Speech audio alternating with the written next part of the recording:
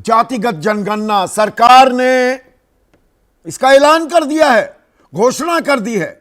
अब जब जनगणना होगी, 2021 में होनी थी, कोरोना की भेंट चढ़ गई, लेकिन अभी तक शुरू नहीं हुई है। लेकिन जब भी जनगणना होगी, अब जाति जनगणना भी होगी। और सरकार कह रही है, देखिए इससे जो हाशिए पर पड़े लोग हैं, जो सामाजिक न्याय है वो मिलेगा पिछड़ी जातियों को। और कितनी संवेदनशील है सरकार, यह ऐतिहासिक फैसला है। बहुत से लोग और मीडिया इसमें शामिल है, इसे मास्टर स्ट्रोक बता रही है मोदी सरकार का, कि जो हथियार बनाए हुए थी विपक्ष, खास कांग्रेस, कि जिसकी जितनी भागीदारी उसकी इतनी हिस्सेदारी, जातिगत जनगणना कराइए। बिहार में तेजस्वी जब आए नीतीश के साथ तो कराई गई, उड़ीसा में हुई, तेलंगाना में हुई, कर्नाटक में हुई। ये सब विपक्षी खेमे के राज्य, विपक्षी शासित राज्य। तो एहसान किसका मानेगी जनता, क्रेडिट किसको जाता है? अब ये समझने के लिए, क्योंकि दोनों तरफ से अब ताल ठोकी जा रही है कि देखिए हमने कर दिया। चिराग पासवान कह रहे हैं, आज हमारे साथ जुड़ेंगे भी, एक्सक्लूसिव चर्चा मैं उनसे करने वाला हूं, कि इसका श्रेय किसी एक को जाता है तो वो मोदी जी को जाता है। जीतन राम मांझी कह रहे हैं, राहुल गांधी, तेजस्वी हो या कोई विरोधी पार्टी के नेता हो, ये लोग सिर्फ चिल्लाते हैं, करने वाले तो नरेंद्र मोदी ही हैं। केशव प्रसाद मौर्य कह रहे हैं, 60 साल सत्ता में रहे लेकिन जाति जनगणना की याद नहीं आई, अब इसका श्रेय लेने की होड़ में लगे हैं। जबकि जयराम रमेश कह रहे हैं कि प्रधानमंत्री जातीय जनगणना की बात करने वालों को अर्बन नक्सल कहते थे, लेकिन वो खुद कब से अर्बन नक्सल बन गए। अशोक गहलोत कह रहे हैं, राहुल गांधी ने दिखाया कि सच की लड़ाई कैसे लड़ी जाती है, आखिर सत्य और न्याय की जीत हुई। दिल्ली हो या लखनऊ हो या पटना, अब एक पोस्टर वॉर भी शुरू हो गया है। कांग्रेस के दफ्तर के बाहर दिल्ली में पोस्टर्स लगे हुए हैं, उसमें लिखा गया है कि झुकती है दुनिया, झुकाने वाला चाहिए। कि राहुल गांधी ने झुका दिया सरकार को उनकी बात माननी पड़ी, और अब आरक्षण की बात भी माननी पड़ेगी। वो 50% की वो लक्ष्मण रेखा जो है इंदिरा साहनी केस की, उसे तोड़ दिया जाएगा, तोड़ना पड़ेगा ही। अभी उस पहलू पर मैं आता हूं। जबकि पटना में आरजेडी दफ्तर के बाहर पोस्टर लगे हुए हैं और फैसले को लालू और तेजस्वी की जीत बताया जा रहा है, जबकि अखिलेश यादव 90% पीडीए की एकजुटता की 100% जीत इसे बता रहे हैं, और बीजेपी को चेतावनी भी दे रहे हैं कि चुनावी धांधली जातीय जनगणना से दूर रखें। पर अभी इसमें लाख टके का सवाल तो ये है कि जाति जनगणना तो तब होगी जब जनगणना शुरू होगी। सरकार ने ये तो कह दिया कि जाति जनगणना होगी जनगणना के साथ, लेकिन टाइमलाइन कोई नहीं बांधी है। 2025 हो गया, पर अभी तक जनगणना शुरू नहीं हुई है। और अब इसमें एक पेच, बहुत बड़ा पेच है, वो आपके सामने मैं पेश करता हूं। जब भी जनगणना होती है तो उसके लिए पैसे तो लगेंगे ना भाई। 30 लाख 28 लाख कर्मचारी 2011 के सेंसस में लगे थे, 30 लाख अब लगेंगे, हो सकता है उससे ज्यादा की अब जरूरत पड़ जाए, क्योंकि जाति जनगणना भी है। तो पिछले साल, क्योंकि 2021 में तो जनगणना नहीं हुई कोरोना के चलते, 2024-25 में जनगणना पर खर्च के लिए बजट में 1309 करोड़ का प्रावधान किया गया। लेकिन इस बार 2025-26, क्योंकि 24-25 में तो हुई नहीं जनगणना, प्रावधान है सिर्फ 575 करोड़, 56% की कटौती कर दी गई। और अब इसमें जाति जनगणना भी जोड़ दी। तो भाई ये पैसा तो प्रावधान तो किया नहीं।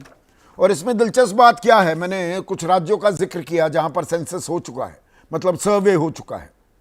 बिहार 500 करोड़ रुपए खर्च हुए, तेलंगाना 160 करोड़ रुपए खर्च हुए, कर्नाटक में 165 करोड़ रुपए खर्च हुए, कुल मिलाकर 885 करोड़। 3 राज्यों में सर्वे, जनगणना नहीं, जिसमें जातिगत जनगणना भी शामिल हो। महज एक सर्वे में 825 करोड़ 3 राज्यों में लग गए, पूरे देश के लिए 28 राज्य और केंद्र शासित प्रदेश अलग। सिर्फ 575 करोड़ रुपए रखे गए हैं।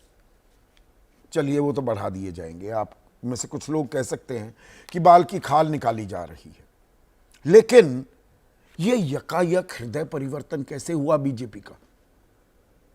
बीजेपी तो 2021 में कह रही थी, नित्यानंद राय केंद्रीय मंत्री, कि भारत सरकार ने स्वतंत्रता के बाद से जनगणना में अनुसूचित जातियों और अनुसूचित जनजातियों के अलावा अन्य जातिवार आबादी की जनगणना नहीं की है, हम भी नहीं करेंगे।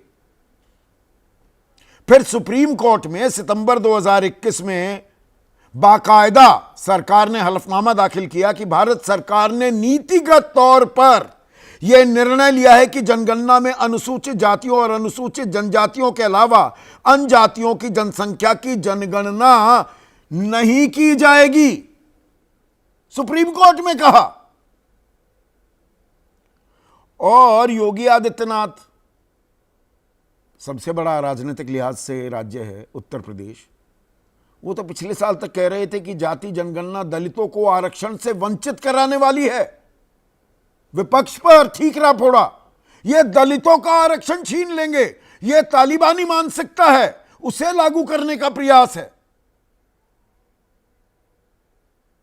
योगी आदित्यनाथ कह रहे थे। अब योगी आदित्यनाथ का ही जिक्र हुआ तो एक और बात आपके संज्ञान में लानी जरूरी हो जाती है। पिछले साल लोकसभा के चुनाव हुए, 400 पार, 370 पार, वो नारे लगे, 240 पर बीजेपी सिमट गई, अपने दम पर बहुमत नहीं ले पाई।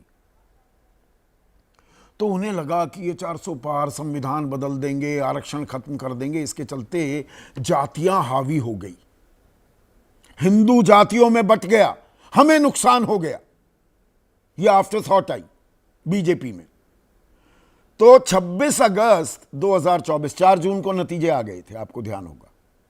26 अगस्त को योगी आदित्यनाथ क्या कहते हैं, बांग्लादेश का जिक्र करते हुए उसका भी उदाहरण दिया, बटेंगे तो कटेंगे, एक रहेंगे तो नेक रहेंगे।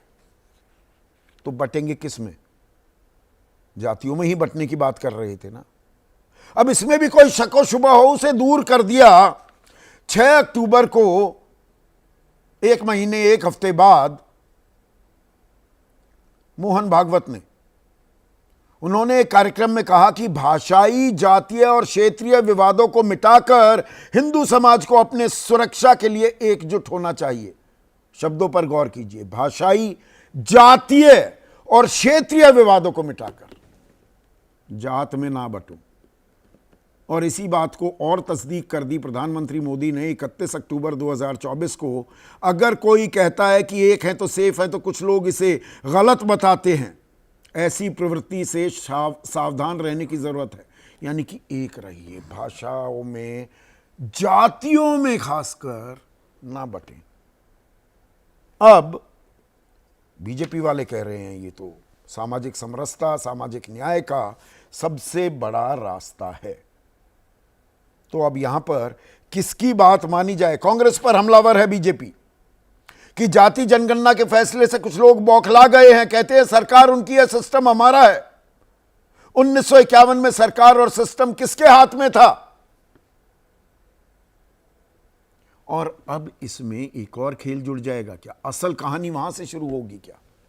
जाति जनगणना जब भी होनी है अब तो करनी पड़ेगी, होगी। तो अब यह पता लगेगा 27% आरक्षण है पिछड़ी जाति के लिए, पर 2-4 जातियां ही, रोहिणी आयोग की रिपोर्ट सार्वजनिक नहीं हुई है, पर उसमें यह बात साफ थी 983 जातियां, ना एक दाखिला ना एक सरकारी नौकरी। 994 जातियां, सिर्फ 1 से 2% उनको नौकरी और दाखिले मिले। कुछ चुनिंदा 20-25 जातियां हैं, सारी की सारी मलाई हड़प ले जाती हैं। और यही काम दलितों में भी हो रहा है। क्रीमी लेयर वहां पर भी अभी तक चिन्हित नहीं हो पाई है। तो जब गिनती होगी तो सिर्फ पिछड़ी जाति नहीं, दलितों में भी खेल शुरू होगा क्या? भागीदारी का। जिसकी जितनी भागीदारी उसे उतनी हिस्सेदारी। तो राजनीति का इडियम, नैरेटिव, खाका, कोई भी शब्द इस्तेमाल कर लिए, आने वाले दिनों के लिए हमेशा के लिए बदलने वाला है क्या? इसी पर आज हम चर्चा करेंगे। और ऐसे में आज का सीधा सवाल अभी तो हम आतंक पर घमासान मचा रहे थे और हिंदू मुसलमान कर रहे थे, लेकिन जाति जनगणना पर घमासान, जनता मानेगी किसका एहसान। जनता जनार्दन, आप लोग बहुत समझदार हैं इस मामले में। और भागीदारी की होड़, कितनी लंबी आरक्षण की दौड़। अब ये आरक्षण की कहानी कहां जाकर खत्म होगी भी क्या।